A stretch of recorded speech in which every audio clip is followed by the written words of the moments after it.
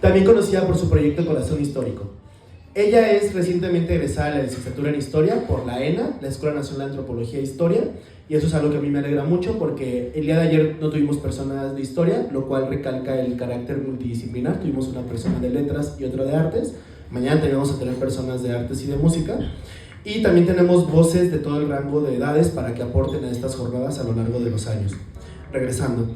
Las principales áreas de investigación de Karen Aylin son la historia de la ciencia en México, con un enfoque particular en la historia de la astrología novohispana, así como la divulgación histórica y la difusión del patrimonio cultural en México. Ella en realidad tiene dos proyectos digitales, Aylin CDMX y Corazón Histórico. La primera está enfocada en recomendar destinos, experiencias turísticas, culturales y gastronómicas en la Ciudad de México.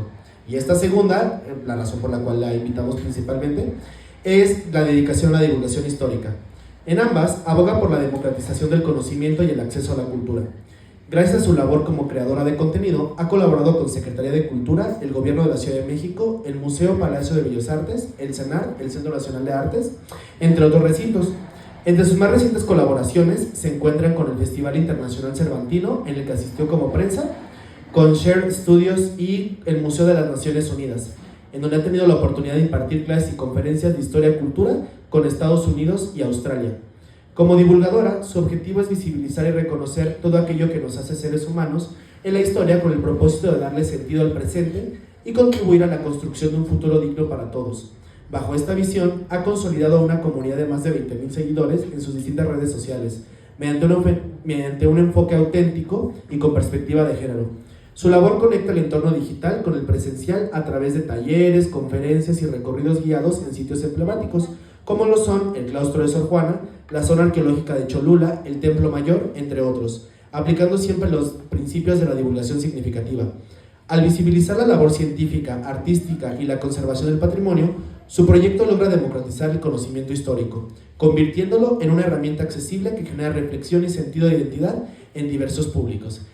Aylin, Corazón Histórico, tienes la palabra, solamente empiezo a proyectar.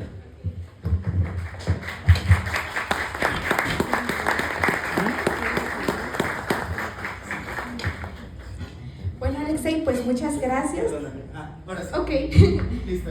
Agradezco también al Festival Medieval de Guanajuato y a Casa Cuevano por el espacio y la confianza. Espero disfruten esta conferencia tanto como yo la voy a disfrutar. Espero. Claro, sí. Claro. Bueno, voy a parar tantito. Nada más te recorremos el cable. Ok. Ahí está. Muchas gracias. Mi presente conferencia se llama La Consulta de los Cielos, Prácticas y Saberes Astrológicas en la Edad Media. Como anteriormente mencionó Alexei, pues mi línea de estudio es la Nueva España. Sin embargo, ¿cómo podemos entender la Nueva España si no entendemos el universo medieval, no?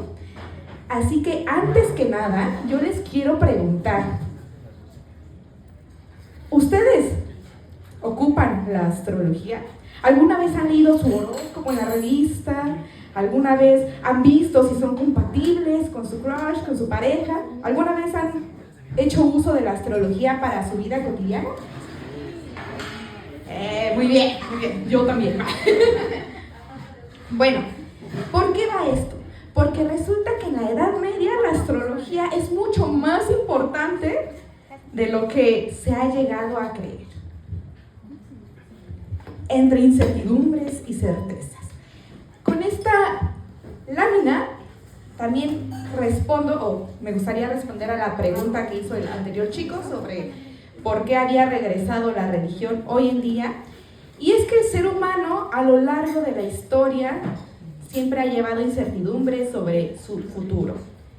No sé si a ustedes les pase, pero el pasado ya lo tenemos, el presente es hoy, pero el futuro no sabemos si podrá estar en nuestras manos o no.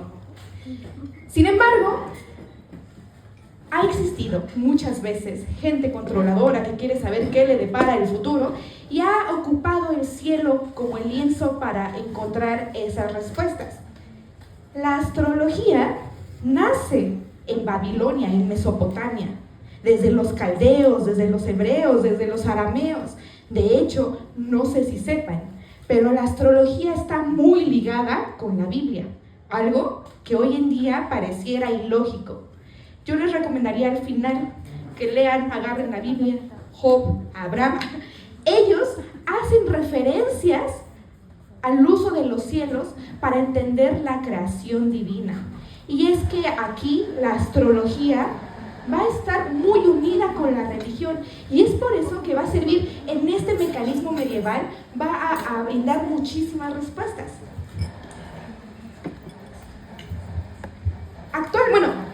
Esto que están viendo aquí es una carta astral contemporánea.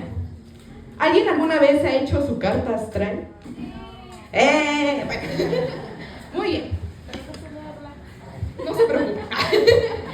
Esta es una carta astral contemporánea, como les digo. Vamos a ver los 12 planetas, las 12 casas. Está dividida en un mapa. En una carta astral no vamos a ver el futuro. No nos va a decir, mañana te encuentras un perro. No, eso jamás. Sin embargo, en la carta astral es un mapa de el alma que Dios creó. Esto es importante, ¿por qué? Porque resulta que en la Edad Media también tienen cartas astrales. Astrología. El concepto actual viene de astrón, estrella, y logos, estudio, tratado o discurso. Por lo cual entendemos a la astrología como el tratado de las estrellas. Pero ahora, la astrología, como les expliqué anteriormente, pues nace en lo que es Babilonia, Mesopotamia, y cómo llega a Occidente, al mundo pues medieval. Resulta que tenemos ciertos antecedentes, como lo son pues del siglo V al siglo X, que tras la caída del Imperio Romano, la astrología quedó reducida a cálculos rudimentarios para el calendario cristiano. Los griegos eran expertos en astrología. Y ojo, yo aquí me voy a referir a la astrología como ciencia, porque como muy bien lo comentó Alexei, mi especialidad es historia de la ciencia, y les voy a explicar por qué la astrología en el mundo medieval e incluso en el mundo novohispano es considerada una ciencia. Bueno, las cruzadas van a ser el evento principal o fundamental para que este conocimiento se fusione y nos dé nuevas teorías sobre lo que hay en el cielo. ¿Por qué? ¿Por qué vemos al cielo? ¿O por qué cuando rezamos, o cuando buscamos inspiración, o cuando meditamos, vemos al cielo? ¿Se han preguntado eso? Bueno, pero han hecho eso de contemplar el cielo, que ahorita, hoy en día, el ejercicio de contemplar el cielo ya parece inexistente. Con tantas luces es imposible ver estrellas, pero imagínense en aquella época cuando tenían todo el cielo celeste, toda la bóveda, y podían ver todas las estrellas. Hay varios historiadores que les llaman las parcelas del cielo, porque a través del cielo ellos creaban figuras, lo que hoy conocemos como constelaciones. Y hay muchísimas figuras de diferentes culturas, civilizaciones. Pero como aquí me voy a enfocar en el medievo, pues me voy a centrar nada más en esto. El zodiaco. El zodiaco, hoy lo conocemos con 12 signos celestes, pero en aquel entonces el zodiaco, más que para pronosticar el futuro, era para el calendario, para entender cómo se movían los cielos, cómo transcurría el día. Entonces, en diferentes partes de Europa, e incluso en el Imperio Bizantino, se han llegado a encontrar zodiacos. Es muy interesante lo que les voy a decir, porque hay unos en donde en el centro está el zodiaco con los 12 signos, y en medio está Jesús y María, representantes de la dualidad. Y de hecho, este primer zodiaco que se encontró allá llamó mucho la atención, porque se habían encontrado antes zodiacos donde solamente estaba Jesucristo, no estaba representada la mujer, pero en este zodiaco donde sí aparece María, nos da una nueva reinterpretación de lo que se entendía como la bóveda celeste y de lo que se entendía también del papel de Dios en el cielo. Ahora, la Edad Media es muy larga.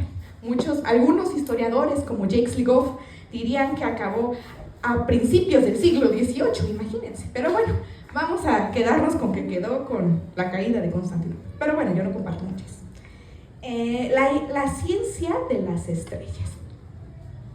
Hace rato mencionaron de que en la Edad Media pues está muy pecada, ¿no? De parecer una época oscura, una época donde no hubo producción de conocimiento, más bien era de atrasos.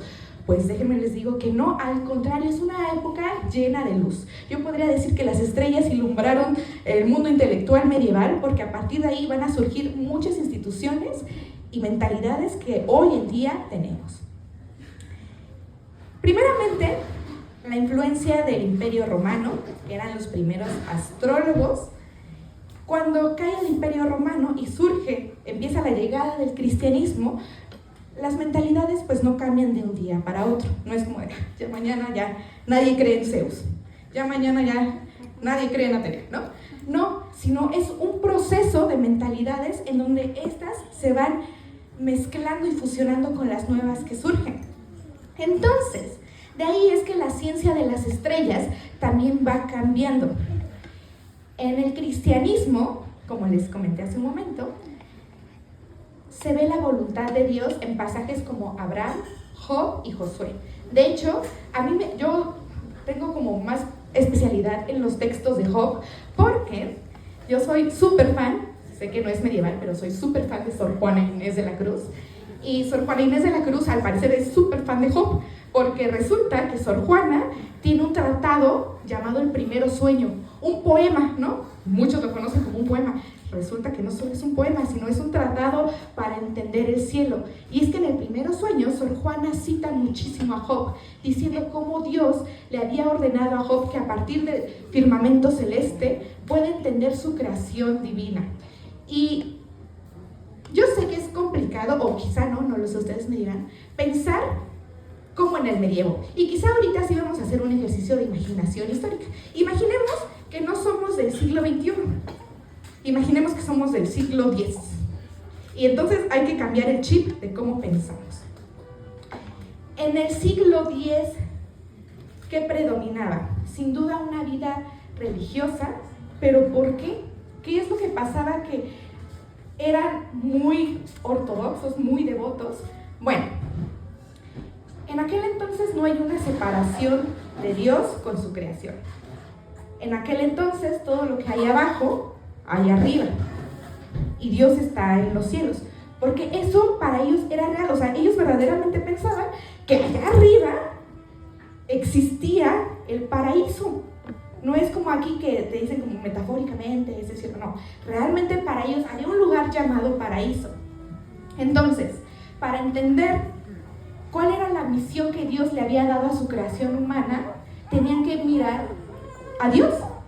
Así que bueno, uno de los principales teólogos y científicos de esta época, porque vamos a revisar a 3, es San Agustín de Hipona.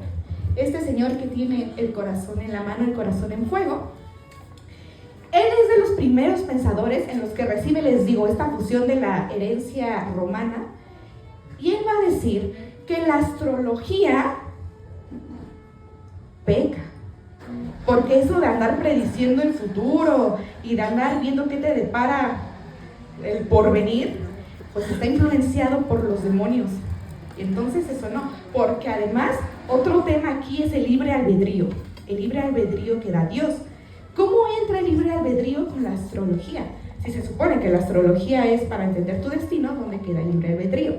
De esta manera San Agustín va a rechazar. Y en aquel momento, de hecho hasta mediados del siglo XVII, astrología y astronomía son ocupadas de la misma manera, no hay diferencia. Es el mismo concepto, el mismo estudio. Ahora, estudiar astronomía y astrología, tenías que saber, sí, del porvenir, pero también de cálculos matemáticos, pues sí, eran muy matemáticos, demasiado matemáticos. De esta manera, en el medievo, se retoma también lo que es la lectura de los clásicos. Y aquí hay un libro muy importante en donde, además de Aristóteles y Platón, se lee a Ptolomeo, el Tetrabiblios, que son libros o los primeros tratados celestes, que te explican si se mueve así la luna, pero si la luna se mueve, entonces, ahorita vamos a ver qué significaba la luna, pero entonces esa parte de tu vida también se va a mover. Después de San Agustín, vamos a tener pues una relación entre magia y religión. ¿Por qué? Porque no está del todo peleada, porque antes de conocimientos científicos como actualmente lo conocemos, la magia fue lo que aportó y sentó las bases para lo que hoy conocemos como ciencia. De hecho, no sé si sabían, pero la química nace de la alquimia, la astronomía nace de la astrología. Entonces, en este mundo medieval, pues sí, vamos a tener estas cuestiones mágicas, porque les digo, Dios es un ser divino, que para entender el universo medieval, ahí les voy a dar un dato un poco fuera de esta línea de investigación, pero es importante para que dimensionen cómo el universo mágico aplicaba, y es que los reyes del medievo eran reyes porque Dios así los había elegido. De hecho, hay un libro muy famoso llamado Los Reyes Taumaturgos, que justo habla de cómo los reyes tenían el poder divino para curar a los enfermos con tan solo tocarlos. Entonces, la gente en aquel momento creía en estas prácticas mágicas. Por ello es que la astrología, pues no era algo fuera de lo común, sino era una práctica muy bien recibida. ¿Qué otra cosa tenemos? La tradición hermética. ¿Qué es hermetismo? Resulta que, como les dije, en Mesopotamia, en los caldeos, incluso en los egipcios, tenemos a un dios o a un ser sobrenatural, Hermes Trismegisto. Actualmente hay muchos libros sobre él, porque, como el chico comentó, porque ha resurgido como todo esto de regresar a las prácticas divinas y religiosas. Hermes Trismegisto, no se sabe muy bien su historia, no se sabe si fue un ser humano, si fue un dios, no se sabe qué fue, pero Hermes da textos en los que explica cómo el ser humano es uno con el universo y viceversa, y el poder interior y la fuerza interior. Bueno, pues esto también va a ser muy importante porque en el mundo medieval la tradición hermética va a permear en muchísimas áreas de la vida. Continuamos también con las 7 artes liberales, ya hasta el siglo VI, en el cual tenemos el trivium y el quadrivium. Recordemos que en la Edad Media surgen las instituciones que actualmente lo conocemos como son las universidades, y en las universidades se enseñan las 7 artes liberales que parten del trivium. ¿Qué es el trivium? El trivium es todo lo que estudia el idioma del lenguaje, la gramática, la retórica y la lógica. Mientras que el quadrivium es el lenguaje de los números. Ahí tenemos la aritmética, la geometría, la música y la astrología. ¿Por qué la música? Porque la música lleva muchísimos más números de lo que uno pensaría, verdaderamente. Bueno, a partir de estas dos, de las 7 artes liberales, estas se van a enseñar en todas las universidades, en todas. De hecho, en la Real Universidad Pontificia de México, que yo estoy como del medievo a lo novohispano, ¿no? Pero en lo novohispano también va a ser indispensable que todos los doctores sean astrólogos. Y ahorita vamos a explicar por qué, cómo funciona esto. En el siglo XIII aparece otro gran pensador, Santo Tomás de Aquino, uno de los fundadores de la escolástica. La escolástica, una manera nueva de pensar entre la razón y la experiencia. Y dentro de este universo, Santo Tomás de Aquino va a defender a la astrología y va a decir, ok, Santo, quizá no es todo de los demonios.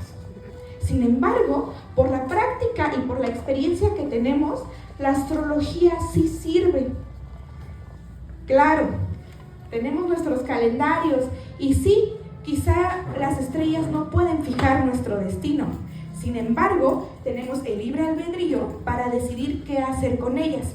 Quizá la estrella de hoy dice que va a caer un aguacero y voy a tener el peor día de mi vida. Pero yo tengo la voluntad de cómo decidir ante eso. Yo puedo decir como de, no, sí está cayendo un aguacero, pero pues ya me quité las malas vibras, ¿no? Entonces está en nosotros la facultad de ver cómo respondemos ante la influencia celeste. A continuación les presento al primer investigador global de la naturaleza, porque les digo, astrología, ciencia y astronomía está 100% unida. Roger Bacon es el tercero de los teólogos que vamos a ver aquí para entender a la astrología, astronomía. Es un fraile franciscano. Él habla, o bueno, tiene un libro muy famoso llamado el Opus Maius, en donde dedica selecciones enteras a la influencia de los cuerpos celestes, alquimia y astrología y magia como puntos de ciencia basados en la experiencia. También comparte lo de Santo Tomás, del libre albedrío sobre los horóscopos, y él también va a defender a la astrología como parte del hecho de que la astrología tiene también un método científico, de que no nada más es como monividente, cerrar los ojos y decir que viene el futuro, no, sino hay un método para leer las estrellas y entender tu realidad. Así que vamos a ver el cosmos medieval. En aquel momento, en aquellos siglos, la Tierra es el centro del universo, no es el Sol. ¿Por qué la Tierra? ¿Por qué creen que la Tierra es el centro? ¿Por qué para ellos la Tierra es el centro del universo? Porque la idea central era que el Sol giraba alrededor de la Tierra, no al revés. Exacto, muy bien. ¿Alguien más? ¿Por qué creían que en aquel momento la Tierra era el centro del universo? ¿De ahí era Dios? Exactamente. Porque Dios había creado al ser humano. Y entonces, como Dios, su mayor creación de Dios era el ser humano, la Tierra tenía que ser el centro. Ellos eran los personajes principales. Ajá. En aquel momento existían solo 7 cuerpos celestes. Tenemos a Mercurio, Venus, Luna, Marte, Saturno, el Sol y la Luna, no sé si ya lo había mencionado. En aquel momento no teníamos a planetas como Urano o Plutón, todavía no se descubrían. Y aquí tenemos les voy a explicar el macrocosmos y el microcosmos. No se alcanza a ver muy bien, pero ¿ven el círculo rojo? Todo lo que está abajo del círculo rojo es el microcosmos. Y lo que está fuera del círculo rojo es el macrocosmos. Y hasta arriba, no sé si alcancen a ver quién está sentado. Exactamente. Dios es el que está vigilando todo lo que pasa abajo de su creación. De hecho, aquí les puse otra imagen de cómo está Jesucristo, su cuerpo dividido, y en cada parte de su cuerpo también hay constelaciones. ¿Por qué? Porque son creaciones divinas. Les comparto, o sea, la astrología era una ciencia vivida, sentida, aplicada, tenía un método y tenía un propósito que era entender su realidad. Algo también importante, ya a finales del siglo XV ya empiezan a haber distinciones. Hay algo que le llaman la astrología natural y la astrología judiciaria. La astrología natural es lo que hoy conocemos como astronomía, ¿no? La ciencia del cielo. La astrología judiciaria viene de la palabra legal. La astrología judiciaria es aquella que sí pronostica el futuro, que sí hace horóscopos. A partir ya del siglo XV en adelante, la Inquisición ya va a censurar a todos aquellos que practiquen la astrología judiciaria. La astrología natural, permitida. La astrología judiciaria, rechazada. Sin embargo, no se puede entender la una sin la otra. De hecho, regresando a lo nuevo hispano, con mi íntima amiga Sor Juana. Sor Juana, una mujer súper científica, pero también astróloga, porque les digo, astrólogo era parte de ser científico. Y Sor Juana sabía que la iglesia, porque Sor Juana tuvo muchos enemigos hombres por ser tremenda mujer, Sor Juana sabía que si los padres la denunciaban por ser astróloga, los padres solitos se quemaban, porque entonces significaba que ellos también practicaban astrología judicial. Por eso es que no pasó a mayores. Usos y prácticas de la astrología. Primeramente, tenemos la navegación. Cristóbal Colón ocupó la estrella para guiarse, aunque yo creo que, bueno, la historia nos dice que Cristóbal Colón se perdió, no llegó a su destino indicado. Sin embargo, las estrellas eran el mapa, así como hoy pues son afortunados si tienen Google Maps, si tienen el Waze, a ellos tenían el cielo para guiarse, para orientarse. Otra cosa, la agricultura. ¿Por qué la agricultura? Porque la luna indicaba qué días eran propicios para sembrar o para cosechar. La medicina. Este tema me encanta, el cómo la astrología se fusiona con la medicina, porque como anteriormente les mostré el cuerpo de Cristo con constelaciones, nosotros que somos la creación de Él y nos vemos a su semejanza, también tenemos esas constelaciones en el cuerpo. Siguiente, política. ¿Quiénes podían ocupar el cielo? Los reyes. Los reyes tenían que saber cómo estaban las condiciones celestes para ver si podían conquistar reinos o no, para ver si su sucesor era digno o no. De hecho, un dato curioso es que en la Nueva España a los virreyes se les hace su carta astral para ver si van a ser compatibles en su reinado. Y bueno, intereses personales e individuales. Así como les pregunté en un principio, pues había este interés para ver si con qué esposa me convenía mejor casarme, cuándo tenía que, si lo mío era meterme al convento o no. Entonces, bueno, a continuación vamos a desglosar cada uno de ellos. Miren, aquí les comparto una imagen, no se ve muy bien, pero es el zodiaco con las fases de la luna. Este calendario sirve igual para la agricultura. La medicina, ahora sí. La astrología ya empieza a ser una ciencia obligada en la universidad. Surge el concepto del hombre zodiacal, que es el que están viendo a continuación. Aries, la cabeza. Libra, los brazos. Leo, las partes íntimas, ¿no? ¿Qué pasa aquí? Que si tú te enfermas, les digo que venimos de un universo mágico, religioso, filosófico. Entonces, si tú te enfermas, tienes que ir con tu doctor. Y el doctor tiene que conocer cómo está el cielo para saber por qué te enfermaste. Y también para saber cómo curarte. Resulta, un ejemplo, que si me duelen las piernas, el astrólogo, el doctor, va a checar la constelación de Sagitario, porque Sagitario es quien rige las piernas, y va a decir, te voy a recomendar tales plantas. ¿Por qué? Porque el microcosmos no nada más son los seres humanos, sino son las plantas, son los minerales. La astrología también no se puede entender sin la alquimia. Todo es parte de uno, la alquimia, lo que nos da la medicina. Para esto vamos a tener 4 elementos, que son los que actualmente también conocemos en la astrología contemporánea. Fuego, aire, agua y tierra. Cada elemento tiene un humor. ¿Qué quiere decir? Una esencia que lo rige. Fuego, bilis amarilla. Aire, sangre. Agua, flema. Tierra, bilis negra. No sé si alguna vez han visto en películas o series medievales que cuando alguien se enferma le ponen, ¿cómo se llaman las anguilas? Las que chupan. Sanguijuelas. Le ponen sanguijuelas para drenarlo o luego como que lo pican. No sé si lo han llegado a ver. Bueno, esto viene como parte del resultado de la medicina, pero de la medicina astrológica también. Por ejemplo, se decía que tomar vino aumentaba el elemento del aire. Entonces aumentaba tu humor de sangre y por eso es que te ponías feliz. Otro caso, el queso. El queso te hacía burro. ¿Por qué? Porque el queso era del agua, tenía mucha flema. Entonces si tú comías queso, tu cerebro se alentaba. Entonces, no, Sor Juana evitó comer queso cuando era pequeña. Ella dijo, no, yo no como queso.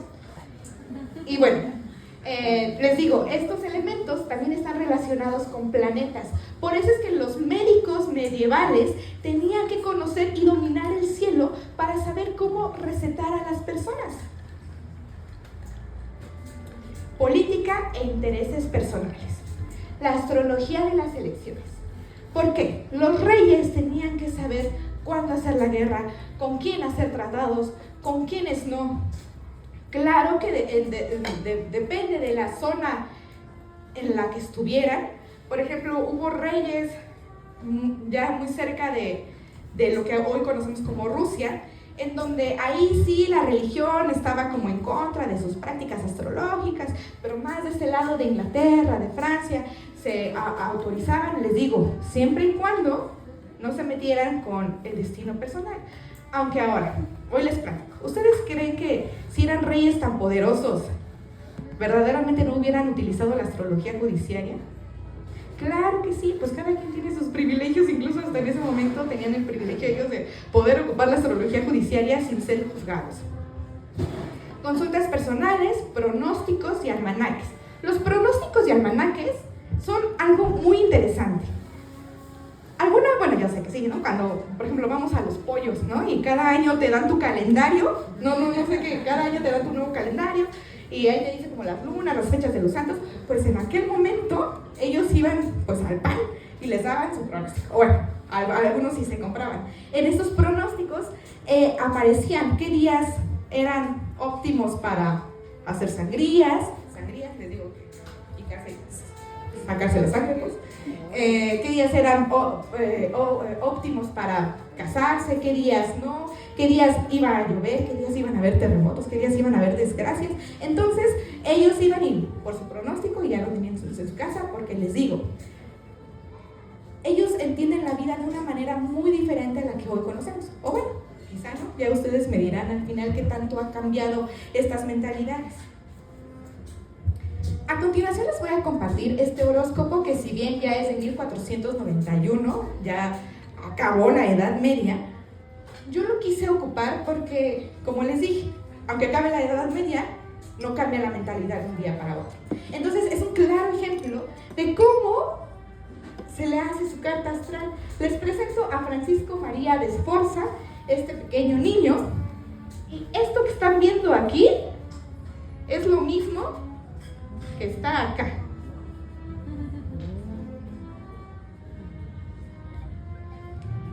Este pequeño es un duque.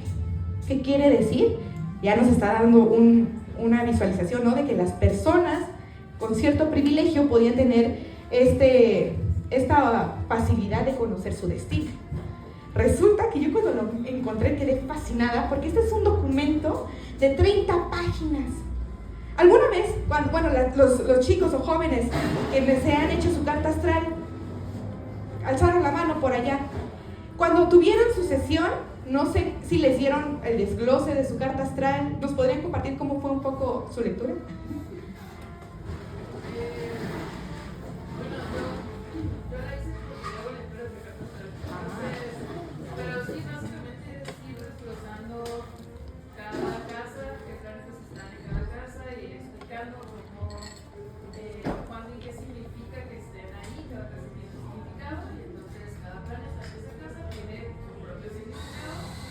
Y además hay algunas concordancias entre unos ya lados que también dan otros significados de cómo entre ellos se van conectando para entonces profundizar, digamos, en la representación o en la lectura de la carta astral. Entonces sí es una sesión, digamos, que se puede llevar 2 horas o más, dependiendo de qué tanto quieras explicar, y también pues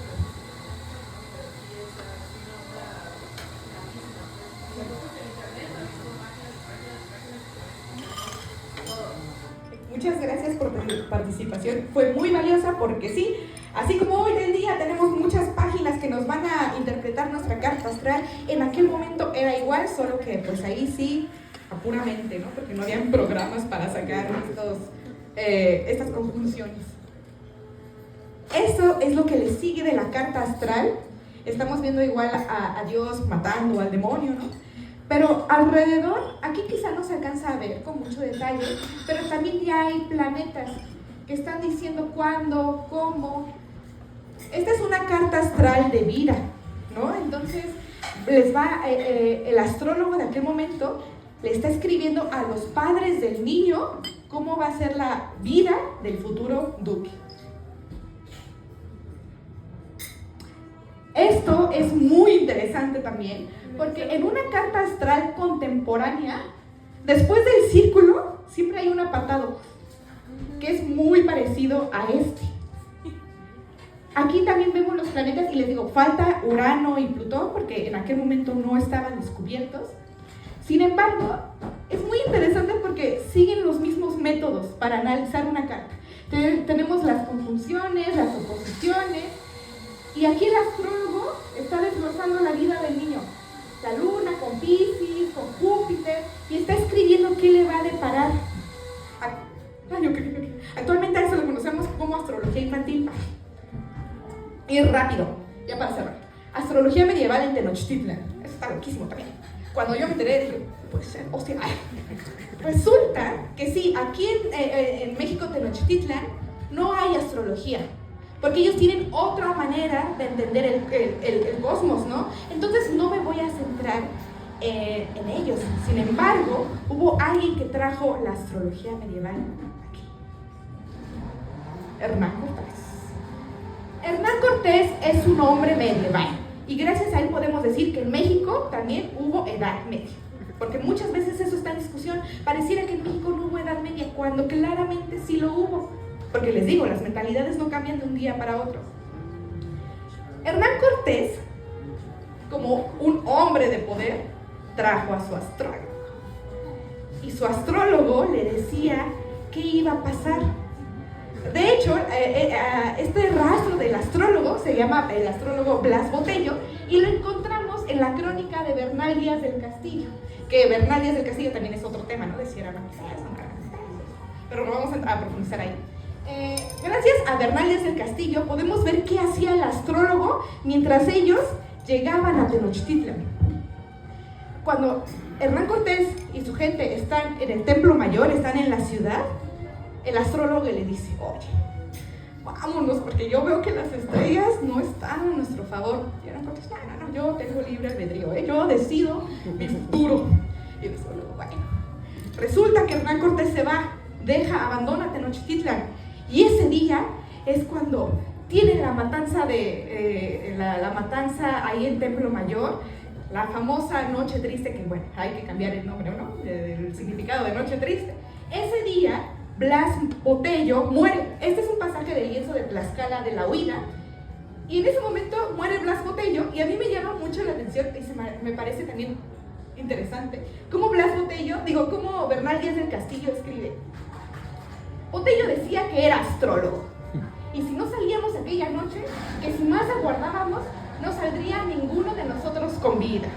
Ay, Blas, de hecho, y más adelante dice, Blas Botello, pues no que muy astrólogo y no vio que se iba a morir, ¿no? Casi. Pero bueno, esta es una de las herencias de astrología medieval que hubo aquí en México Tenochtitlan. Finalmente, pues, la astrología medieval ya terminamos con el siglo XV, empezamos con el XVI, y ya es otra manera de ejercer la astrología, que la verdad no cambia mucho del medievo a lo novohispano, pero pues ya ahí acabó mi ponencia, porque eso no se llama astrología novohispana, sino se llama astrología medieval. Y bueno, muchas gracias, espero que les haya gustado.